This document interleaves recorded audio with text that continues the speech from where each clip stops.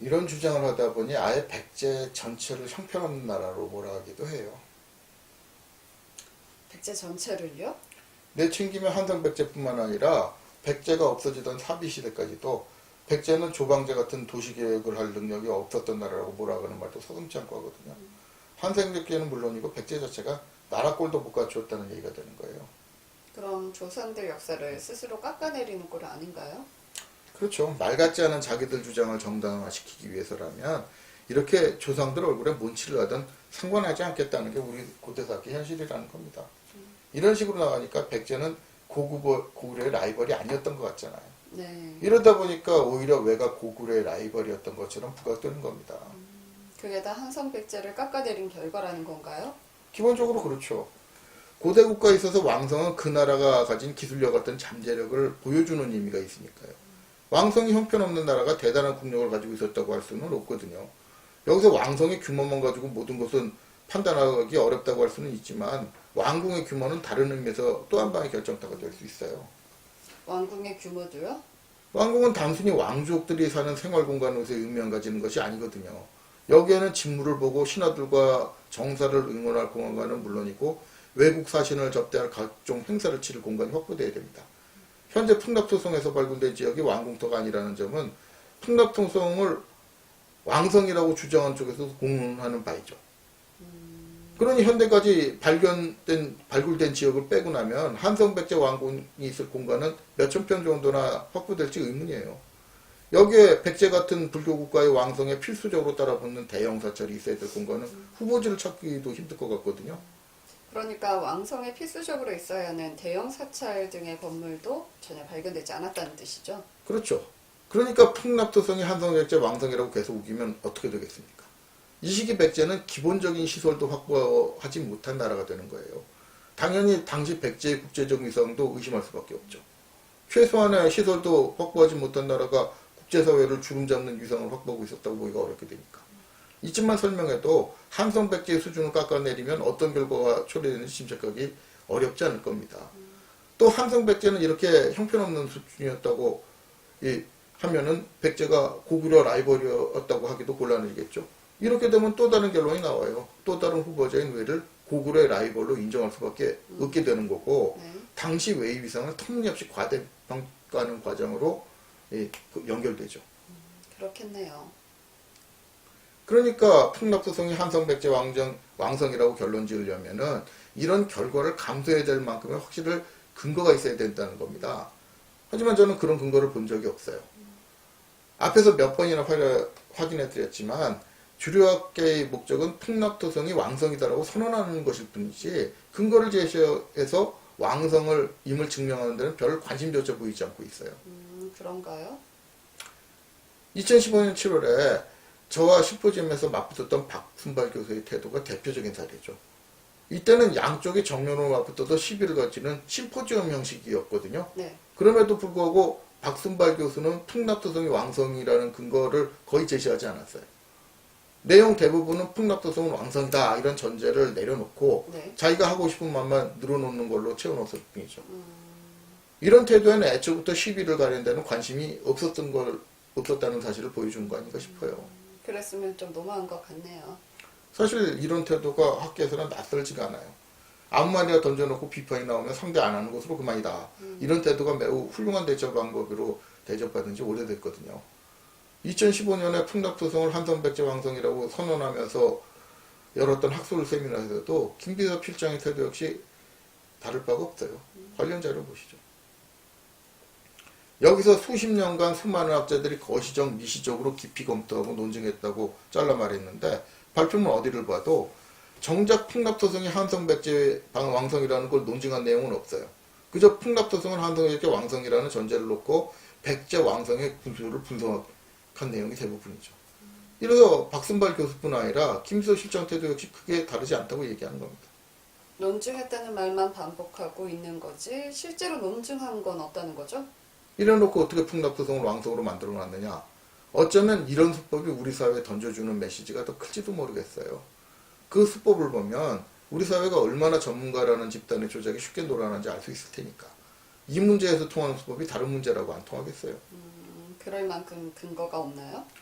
이런데도 풍납도성을 왕성으로 몰기 위해서 내세우는 근거를 보면 좀 눈물겹다고 해야 되나? 그런 것도 좀 살펴볼게요. 앞서 보여드렸듯이 풍납도성을 한성백제 왕성으로 몰아가면서 내세우는 논리 중 하나는 수많은 전문가들이 심오하게 연구해 논증했다는 겁니다. 그런데 정작 가장 핵심적인 근거에 대해서 왕성의 증거라는 부분은 의외로 간단해요. 풍납도성에 대한 이른바 연구서라는 것을 제대로 살펴보면 이 몇 안 되는 근거들을 반복해서 내세운다는 사실을 알 수 있으니까요. 쉽게 말해서 근거를 돌려막기 하고 있다고 할까요? 근거를 돌려막기로 때운다고요? 그런 차원에서 풍납도성을 한성백제 왕성으로 모으라던 근거를 보시죠. 간단하게 정리하면 몇 가지가 안 돼요. 첫째가 풍납도성에서 엄청난 숫자의 유물이 나왔다는 것. 둘째, 풍납도성의 규모가 상당히 크다는 정도나 될까? 나머지는 언급할 가치도 없는 시덥잖은 근거들이 대부분이에요. 한정된 시간이지만 최대한 다뤄보려고 하긴 합니다만, 첫 번째 근거부터 무슨 문제가 있나요?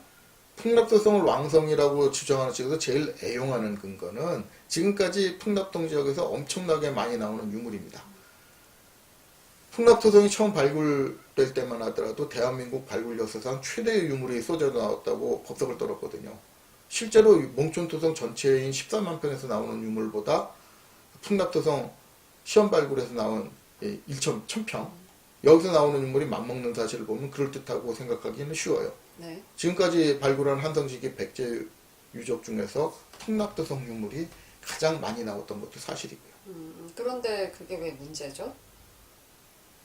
하지만 유물이 반드시 번성했던 왕성에서만 많이 나와야 한다는 법칙 같은 게 있던가요? 사실 지금까지 남아있는 유물 대부분이 무슨 타임캡슐처럼 일부러 남긴 것이 아니란 말이에요. 이런저런 사정 때문에 땅속에 남게 된 경우가 대다수라고 봐야 된다는 겁니다. 그러면 이렇게 유물이 남게 되는데도 여러 가지 변수가 생길 수 있죠. 그런 점을 보여주는 좋은 사례가 있어요. 아프리카 북단 리비아에 가면 지중해 연안의 알베이다라는 곳에 렙티스 마그나라고 하는 세계에서 가장 보존이 잘 된 로마 도시가 있다는 거예요. 네. 또 유명한 폼페이에 가봐도 이 도시 유적이 잘 보존되어 있다는 것뿐만 아니라 엄청난 양의 유물이 남아있죠. 네. 그런데 이렇게 잘 보존되어 있는 엄청난 유물이 남아있다고 해서 그럼 이곳이 고대 로마의 수도랍니까? 결과를 알고 있으니까 그렇다고 대답하면 웃음거리밖에 안 되죠. 네. 이런 도시가 보존이 잘 되고 유물이 많이 남게 된 이유는 따로 있죠. 렙티스 마그나의 경우는 사하라 사막이 옆에 있었기 때문이라고 봅니다.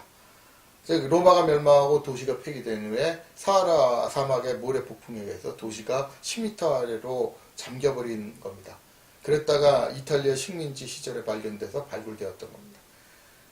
폼페이의 경우는 길게 설명할 필요도 없이 화산 폭발로 순식간에 도시 전체가 매몰되어 버리는 바람에 그런 거고요. 그렇기 때문에 지금 그렇게 많은 유적과 유물이 나올 수 있게 된 거죠. 그런 사정 때문에 유물이 잘 보존되는 수도 있군요. 풍납토성도 마찬가지예요. 풍납토성은 어느 시기 한강에 본 나무로 토사가 밀려와가지고 보호막 역할을 했어요. 이것 때문에 이제 당연히 당시 모습을 고스란히 간직할 수 있고 당연히 유물이 많이 나올 수밖에 없는 겁니다. 그러니까 렙티스 마그나는 사하라 사막의 모래, 폼페이는 화산재, 풍납토성은 홍수에 의한 토사, 이게 유적을 보호했다는 점만 다를 뿐이지 유적 보호가 잘 됐고 유물이 많이 나온다고 해서 여기가 뭐 이 렙티스 마그나나 폼페이가 로마의 수도가 될 수 없듯이 풍납토성에서 유물이 많이 나온다고 해서 여기가 백제 도읍지 한 왕도 한성이다 이렇게 말할 수는 없는 겁니다. 사실 왕성의 존재를 증명하는 유물은 양이 아니라 네. 왕성에서만 나타나야 하는 거죠. 이건 상식임에도 불구하고 풍납토성을 왕성으로 몰아가려는 측에서는 그저 유물의 양이 많다는 것만 앵무새처럼 되풀이하고 있는 겁니다. 그래서 유물의 양이 많다는 점만 가지고는 근거가 안 된다는 뜻이군요. 전문가라는 사람들이 다른 가능성은 무시해버리고 이렇게 자기들이 추정한 내용을 바탕으로 원하는 결론을 내려놓은 생각이 학문이라고 할 수는 없잖아요. 심지어 2015년 10월에 이들 주장을 총망라했을 학술회에서도 이런 억지가 반복되고 있어요. 이날 학술 세미나에서 그나마 풍납토성이 한성백제 왕성이라는 근거를 제시하는 척이라고 한 게 권호영 교수의 유적과 유물이 말하는 풍납토성의 위상이라는 글이에요. 이 글도 문제가 있나요? 이 문제에 관한 학계 연구 성과 중에 기본적으로 문제없는 내용은 없으니까요. 여기서도 함성백제의 역사를 보여주는 수많은 유적 중에서 풍납토성의 중요성이 으뜸이라고 꼽는 데서 시작이 됩니다. 그 이유는 유적에 내포되어 있는 의미와 유물이 양이 여타의 동시기 유적을 압도하기 때문이라는 거고요. 이런 식으로 풍납토성을 왕성이 아니라고 주장할 식으로 매도까지 한 거예요. 이 자료에서 보시다시피. 이 정도까지 했으면 이 말에 대한 책임을 질 만큼 확실한 근거를 제시해야 되잖아요. 그런데 여기서도 가장 크게 내세우는 근거가 다른 유적에 비해서 유물이 압도적으로 많다라는 것 뿐이에요. 그냥 앵무새 전법이라는 거네요. 그럼 두 번째 근거라는 풍납토성의 규모는 어떻습니까? 앞서도 부분적으로 언급됐듯이 이건 차라리 반증이라고 해야죠. 중원제국이나 일본은 말할 것도 없고 당장 같은 시대 경쟁자였던 고구려 왕궁인 안악궁보다 약간 큰 정도에 불과한 풍납토성이 왜 이들 눈에만 크게 보이는지 모를 일이에요. 오히려 풍납토성의 규모를 내세우는 분들은 정말 전문가 맞느냐고 의심해야 될 것 같거든요. 제시하신 수치들이 맞다면 풍납토성은 매우 작은 것 같은데요. 그런데 어떤 경우에는 뭘 몰라서 그러는 게 아니라 적극적으로 조작하려는 상황까지 보인단 말이에요. 그럼 풍납토성의 규모를 능가하는 3세기에서 5세기 당시의 토성은 당시 한반도에는 존재하지 않았다 라면서 제시하는 비교 대상을 보면 작정하고 눈속임을 하려는 것 같거든요. 그 점은 비교 대상만 확인해도 바로 의심이 들 수밖에 없어요. 비교 대상들이 뭐 인근의 몽촌토성, 경주 월성, 대구 달성 청도 이서국성, 평양의 낙농토성이거든요. 이런 비교 대상이 무슨 문제를 안고 있나요? 우선 대구 달성 청도 이서국성을 도대체 뭐 때문에 비교 대상에 집어넣었는지 이것부터 이해하기가 어렵거든요. 백제 같은 고대 국가의 왕성 여부를 따지는데 대구 달성이나 청도 이서국성이 고대 국가 왕성과 무슨 상관이 있냐고요. 이서국이라는 나라는 웬만큼 한국 고대사에 정통하지 않고서는 이름조차 생성할 만큼 알려지지 않은 나라예요. 사실 나라라고 하는 것 자체가 일반적으로 얘기하는 중앙 집권적 고대 국가 혼동할 가능성이 있어요. 네. 이런 혼성을 막기 위해서 고대 국가 단계까지 가지 못했다는 뜻으로 보통 이걸 소국이라고 부르는 거거든요. 그러네요. 그럼 몽촌토성은 어떠냐? 사실 맥락을 제대로 이해한다면 이 역시 비교 대상으로 넣어서는 안 되죠. 풍납토성의 규모가 여느 왕성에 비해 뒤지지 않는다는 점을 보여주려면 당연히 왕성이 확실한 이런 급하고 비교를 해야 되는데 왕성이 아닐 수도 있는 것과 비교해버리면 이 자체가 오류가 일 수 있잖아요. 그런데 몽촌토성 역시 풍삼토성과 세트로 왕성이 아니라는 시비에 엮여 있는 상태죠. 그러니 풍납토성이 몽촌토성보다 규모가 크니 왕성 이런 논리를 내세우는 건 아예 몽촌토성하고 풍납토성은 무조건 왕성이다라고 결론을 내려놓은 거 다를 바가 없어요. 그러고 보니 몽촌토성은 풍납토성과 똑같은 논란이 걸려있네요. 이렇게 보면 평양의 낙랑토성 역시 비슷한 맥락이 돼요. 낙랑은 독립된 고대 국가가 아니라 일개 군이었잖아요. 아무리 중원제국의 군이 한국의 고대 국가고 면적면에서는 비슷할지 몰라도 예법상 왕궁을 짓게 해주는 건 원칙에 어긋나는 거예요. 그렇기 때문에 낙랑 중심지를 백제 같은 고대 국가와 비교하는 것이 일단 확실한 비교 대상이 되기 어려울 수 있죠. 또 지금 평양의 낙랑토성이 낙랑의 중심지였는지도 논란이 될 수 있고요. 이러니 이 역시 확실한 비교 대상은 제외해야 할 겁니다. 낙랑토성도 그래서 빠지고요. 그럼 확실한 비교 대상은 경주 월성만 남아요. 네. 경주 월성이 신라 중심지였다는 점에 대해서는 군소리가 없으니까 이것만큼은 확실한 비교 대상도 없거든요. 그러니 풍납토성이 경주 월성보다 규모가 크다는 점은 확실한 근거가 될 것처럼 보일 거예요. 하지만 이러려면 여기서도 왕궁과 왕성 도성 개념을 확실히 해놔야죠. 여기서도 그게 걸리나요? 뒤집어 말하면 바로 이런 장면에서 악용하기 위해서 왕궁과 왕성을 애매하게 만들어놨다고까지 할 수 있을 거예요. 사실 제대로 비교를 하려면 월성과 풍납토성이 왕궁인지 왕성인지부터 분명하게 해놔야 되잖아요. 그렇지 않고 왕궁과 왕성을 시키면 처음부터 비교 대상을 엉터리로 설정해 놓은 셈이 되죠. 그렇기 때문에 우선 경주 월성이 왕궁인지 왕성인지부터 확실히 해놓을 필요가 있는데 이건 사실 논란의 여지도 별로 없어요. 경주 월성은 왕궁 개념으로 봐야 될 겁니다. 물론 경주 월성을 두고 왕성 개념이라고 우기는 경우도 없진 않나 봐요. 근데 알고 보면 웃긴다고 해야 될 정도일 겁니다. 이렇게 잘라 말할 수 있는 근거는 분명합니다. 일단 월성 안에서 민가가 발견됐다는 말이 없어요. 뿐만 아니라 경주에서는 월성 밖에서 황룡사 같은 대형 사찰을 포함해서 잘 기획된 도로와 건물을 포함해서 뭐 이런 게 발견된 바 있죠. 네. 그리고 이 중에는 지금의 안압지도 포함이 됩니다. 안압지는 왜 문제가 되죠? 안압지는 조선시대 때 부르던 이름이고 사실 이건 신라의 동궁이에요. 쉽게 말해서 신라는 월성 밖에 동궁을 지었다는 얘기예요. 그러니 월성을 민가까지 포함된 왕성이라고 하자면은 신라는 본궁 옆에 민가를 지어놓고 정작 본궁에 붙어 있어야 될 동궁은 성 밖에 지어놨다고 우겨야 되는 상황이 되거든요. 그렇게 되는군요. 이런 상식밖의 주장보다는 납득하기 쉬운 해석이 있죠. 이른바 삼국통일 이후 초기 월성연적으로는 왕궁에 필요한 시설을 다 수용할 수가 없으니까 나중에 여유가 있을 때 동궁을 밖에다 지어놓았다고 보는 겁니다. 이건 신라가 초기부터 월성하고 별개인 금성이나 명월성 같은 걸 운영했던 점하고도 연결됩니다. 이래서 경주 월성은 왕궁이라고 보아야 된다는 거죠. 그래서 월성은 왕궁 개념이라는 거네요.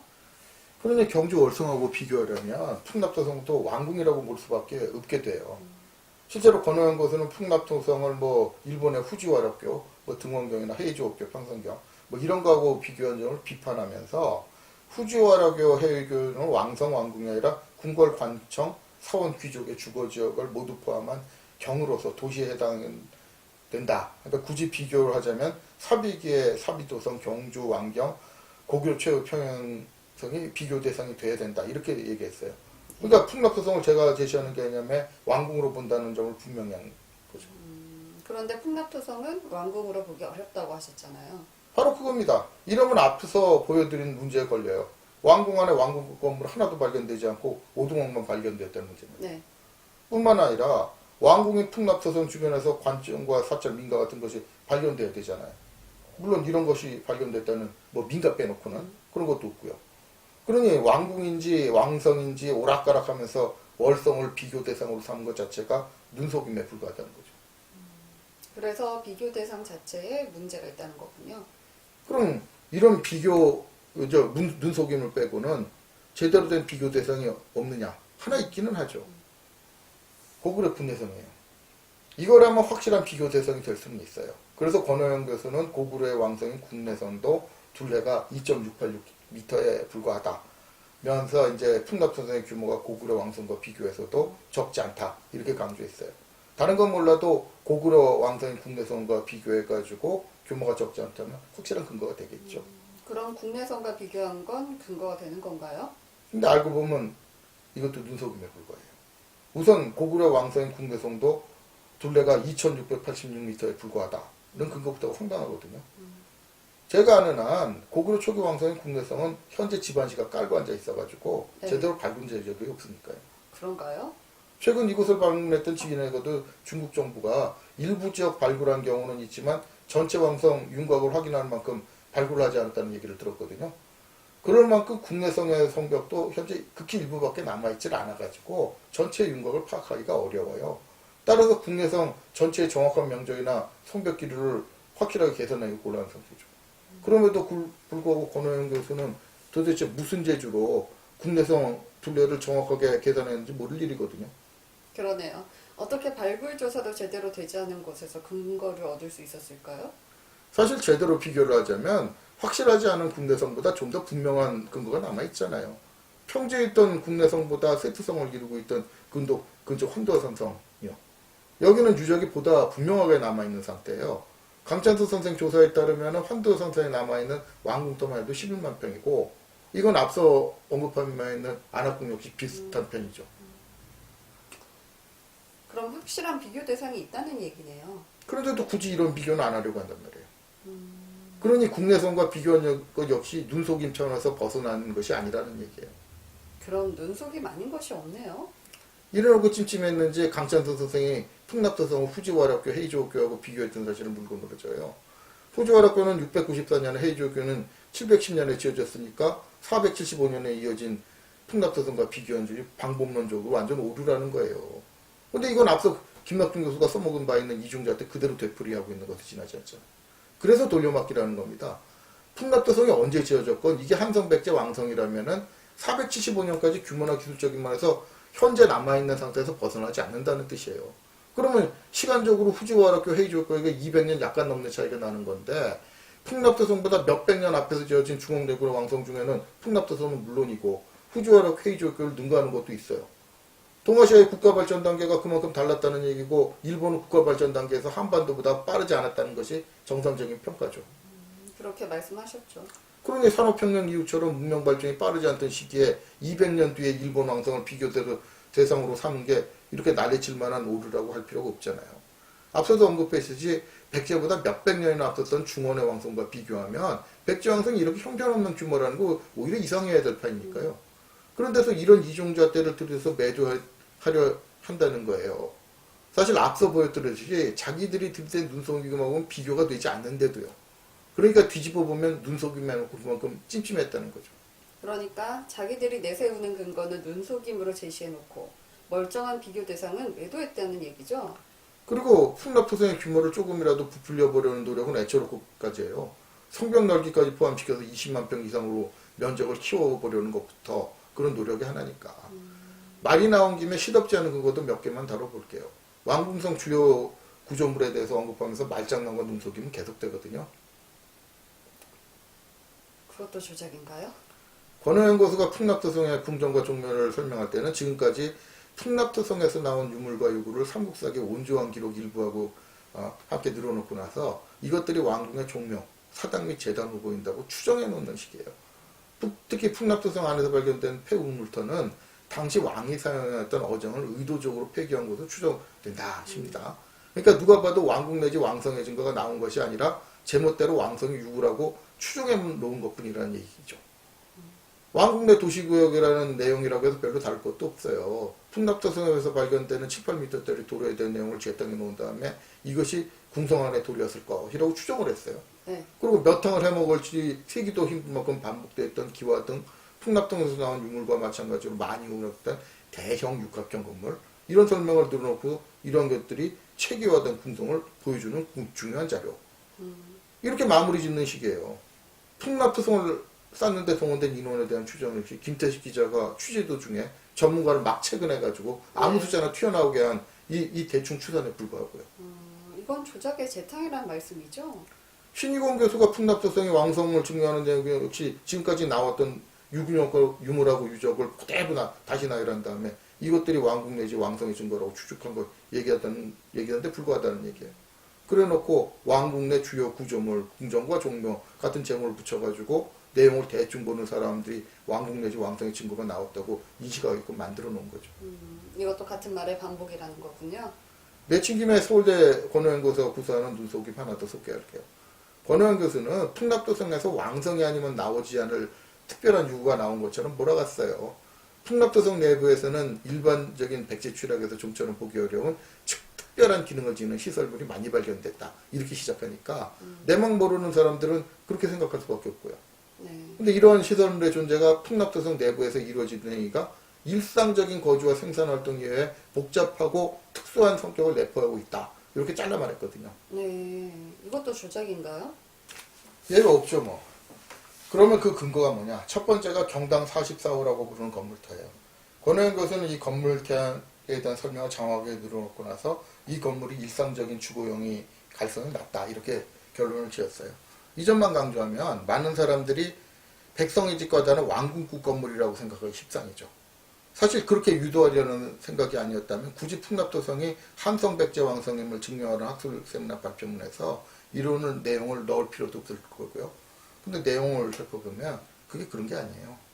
권오현 교수는 자기의 손으로 소개한 내용 중에 이 건물터 내부에서 점토 덩어리와 목탄이 발견되었고 일부 벽체에서는 식물은도 발견됐다. 이렇게 말했네요. 기와가 전혀 발견되지 않은 점을 감안할 때 지화 기붕도 아니었을 거랍니다. 네. 이렇게 기와조차 올리지 못한 건물이 왕성 안에서만 발견될 왕국급 건물이겠어요? 물론 이런 건물도 일상적인 주거용은 아니죠. 네. 하지만 그렇다고 해서 왕성에서만 발견되는 건물이라고 할 수도 없잖아요. 네. 그러니까 교묘한 말장난이라는 얘기예요. 계속 같은 얘기가 말만 바꿔 되풀이되는 것 같네요. 풍납토성에 대한 논란을 규모하겠다는 맥락에서 특별한 유구라고 한 것이라면 당연히 왕성에서만 나올 유구에 대한 얘기가 돼야 되잖아요. 이런 상황에서 일상적인 주거용일 가능성이 낮다. 이렇게 해가지고 마치 왕성에서만 발견된 유구처럼 눈속임을 해놓은 다음에 별로 신경 써서 읽지도 않은 중간 내용에 알고 보면 왕궁급 건물도 아니라는 내용을 슬쩍 밝혀놓은 셈이죠. 결국 풍납토성이 왕성임을 증명하는 데는 하등 도움도 안 될 유구를 대충 던져놓고 왕성에서만 나올 유구인 것처럼 몰아갔다는 얘기예요. 이런 게 바로 사람 우롱하는 전형적인 수법이라는 겁니다. 설명을 듣고 나니 우롱당한 기분이 드네요.